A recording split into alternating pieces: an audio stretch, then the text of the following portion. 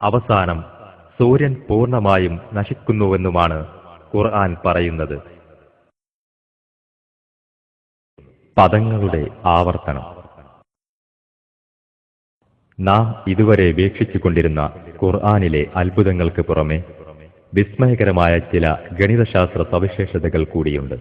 ചില പദങ്ങളുടെ ആവർത്തിച്ചുള്ള പ്രയോഗം ഇതിനൊരു ഉദാഹരണമാണ്.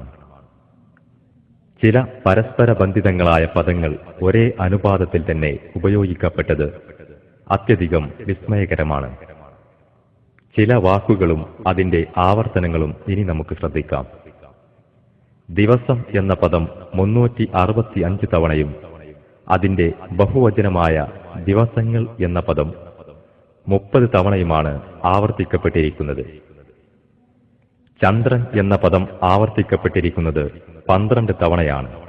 ശിക്ഷ എന്ന പദത്തിന്റെ ആവർത്തനം 117 തവണയാണെങ്കിൽ ഖുർആന്റെ ഒരടിസ്ഥാന സ്വഭാവമായ മാപ്പ് എന്ന പദം ഉപയോഗിച്ചിരിക്കുന്നത് അതിന്റെ ഇരട്ടിയാണ്.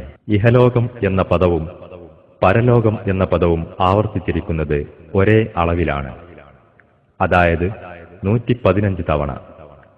7 ആകാശങ്ങൾ എന്ന പദം 7 തവണ ആവർത്തിക്കപ്പെടുമ്പോൾ ആകാശങ്ങളുടെ സൃഷ്ടിപ്പ് എന്നതും 7 തവണ തന്നെ ആവർത്തിച്ചിരിക്കുന്നു. ഈമാൻ അഥവാ വിശ്വാസം എന്ന പദം ഖുർആനിലുടനീളം ആവർത്തിച്ചിരിക്കുന്നത് 25 തവണയാണ്. സത്യനിഷേധം അഥവാ കുഫ്ർ ഇതേ എണ്ണം തന്നെയാണ്. സകാത്ത് എന്ന പദം 32 തവണയാണെങ്കിൽ അനുഗ്രഹം എന്ന പദവും 32 തവണ തന്നെ ആവർത്തിക്കപ്പെട്ടിരിക്കുന്നു. സന്മാർഗി എന്ന പ്രയോഗം ആവർത്തിച്ചിരിക്കുന്നത് 6 തവണയും ദുർമാർഗി എന്നത് ഇതിന്റെ പകുതി, അതായത് 3 തവണയുമാണ്. മനുഷ്യൻ എന്ന പദം ഉപയോഗിച്ചിരിക്കുന്നത് 65 തവണയാണ്.